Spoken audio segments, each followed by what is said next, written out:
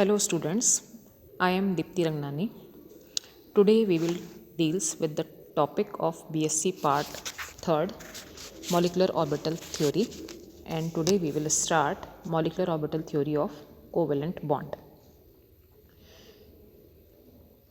जैसा कि हम जानते हैं कि संयोजकता बंध सिद्धांत जो कि हमने पहले अणु के बनने के लिए पढ़ा था, उसमें दो परमाणुओं के जो इलेक्ट्रॉन्स हैं वो सहसंयोजी बंध के द्वारा जोड़ करके संयोजकता बंध बनाते हैं। यह बॉन्ड हाइटलर और लंदन के द्वारा दिया गया था, पर इसमें कुछ कमियां थी। उन कमियों को दूर करने के लिए बाद में संयोजकता बंध की व्याख्या को बाद में मुलेकन और हुंड के द्वारा एक नया सिद्धांत मॉलिक्यूलर ऑर्बिटल सिद्धांत दिया गया। आज अणुओं में बंध प्रकृति और उनके विशिष्ट गुण जैसे कि चुंबकीय गुण, स्पेक्ट्रम आदि की विवेचना में अणु कक्षक सिद्धांत का सबसे ज़्यादा उपयोग किया जा रहा है और इसे सबसे सरल सिद्धांत माना जाता है। अणु कक्षक सिद्धांत के मूलभूत सिद्धांत क्या हैं? अणु कक्षक सिद्धांत में एक तो समान ऊर्जा वाले परमाणुीय कक्षक जो हैं आपस में संयोग करके आणविक कक्षकों का निर्माण करते हैं। नए बने हुए आणविक कक्षकों की संख्या उतनी ही होती है जितनी की संख्या में परमाणु कक्षक संयोग करते हैं। बने हुए आणविक कक्षकों की जो आकृति है वो संयोग करने वाले परमाणु कक्षकों की प्रवृत्ति पर निर्भर करती है। आणविक कक्षक किसी एक परमाणु से संबंध नहीं रख के उन सभी परमाणुओं के नाभिक से संबंध रखते हैं जिससे मिलकर अणु का निर्माण होता है, अर्थात सभी इलेक्ट्रॉन डीलोकलाइज्ड होते हैं और इस प्रकार आणविक कक्षक जो है वो पॉलीसेंट्रिक नाभिक की तरह व्यवहार करते हैं, जबकि परमाणुक जो कक्षक होते हैं वो मोनोसेंट्रिक होते हैं। संयोग करने वाले जो परमाणु कक्षक हैं एक दूसरे के साथ मैक्सिमम ओवरलैपिंग करते हैं और जितना ज़्यादा ओवरलैपिंग होगी उतना ही ज़्यादा स्ट्रॉन्ग बॉन्ड बनता है। संयोग करने वाले परमाणु कक्षकों की जो सिमेट्री है वो सेम होनी चाहिए। अलग अलग अगर सिमेट्री होगी तो उसमें ओवरलैपिंग की संभावना नहीं होती है। जो आणविक कक्षक हैं उनकी आधी संख्या जो है वो बॉन्डिंग मॉलिक्यूलर ऑर्बिटल होती है और जो शेष आधी संख्या होती है वो एंटी बॉन्डिंग मॉलिक्यूलर ऑर्बिटल होती है।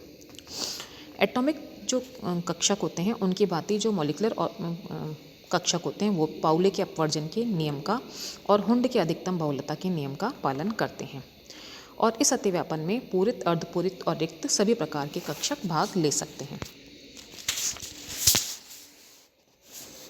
दो या अधिक परमाणु कक्षक एक साथ अतिव्यापन करके नए प्रकार के कक्षक बनाते हैं जिनको कि हम मॉलिक्यूलर ऑर्बिटल्स कहते हैं।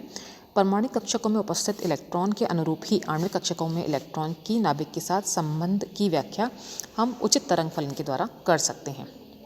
जिस प्रकार परमाणु कक्षकों में इलेक्ट्रॉन एक ही नाभिक से प्रभावित होते हैं, अणु कक्षकों में जो इलेक्ट्रॉन होते हैं सभी नाभिकों से प्रभावित या आकर्षित होते हैं। अतः जो इलेक्ट्रॉन होते हैं वो डीलोकलाइज्ड होते हैं और जो मॉलिक्यूलर कक्षक होते हैं वो पॉलीसेंट्रिक और जो एटॉमिक कक्षक होते हैं वो मोनोसेंट्रिक होते हैं। परमाणुिक कक्षकों के समान ही आणविक कक्षकों में जो उपस्थित इलेक्ट्रॉन है उससे एक तरंग फलन शाई के द्वारा निरूपित कर सकते हैं और यह तरंग फलन जो है शाई आणविक कक्षकों को भी प्रकट करता है। प्रत्येक शाई को परिभाषित करने के लिए निश्चित क्वांटम संख्याएं होती हैं। परमाणु कक्षक के समान ही एक अणु कक्षक को शाई और शाई स्टार जो है वो इलेक्ट्रॉन की डेंसिटी या इलेक्ट्रॉन प्रति इकाई आयतन या आवेश अभ्र के द्वारा प्रदर्शित कर सकते हैं। एक अणु के प्रत्येक आणविक फलन शाई की निश्चित ऊर्जा होती है और अणु का जो कुल ऊर्जा का मान होता है उसके आणविक कक्षकों में उपस्थित सभी इलेक्ट्रॉनों की ऊर्जा के योग में से इलेक्ट्रॉन अंतःक्रियाओं की ऊर्जा को घटाकर प्राप्त कर सकते हैं। और परमाणु कक्षकों के समान ही जो मॉलिक्यूलर ऑर्बिटल होते हैं उसमें इलेक्ट्रॉन अवबोह सिद्धांत या क्रमिक संरचना के अनुसार भरे जाते हैं। पाउली के अपवर्जन का सिद्धांत, हुंड का जो अधिकतम बहुलता का सिद्धांत है उसकी भी पालना होती है। श्रोडिंगर वेव इक्वेशन में किसी भी आणविक या आयनिक तंत्र के तरंग फलन को हल करने पर तंत्र के आणविक कक्षकों को प्राप्त कर सकते हैं। आणविक कक्षकों के लिए सन्निकट तरंग फलन निकालने की कई सारी विधियां हैं। इनमें से सबसे महत्वपूर्ण विधियां दो हैं, एक तो linear combination of atomic orbital और दूसरा लीनियर एटम मेथड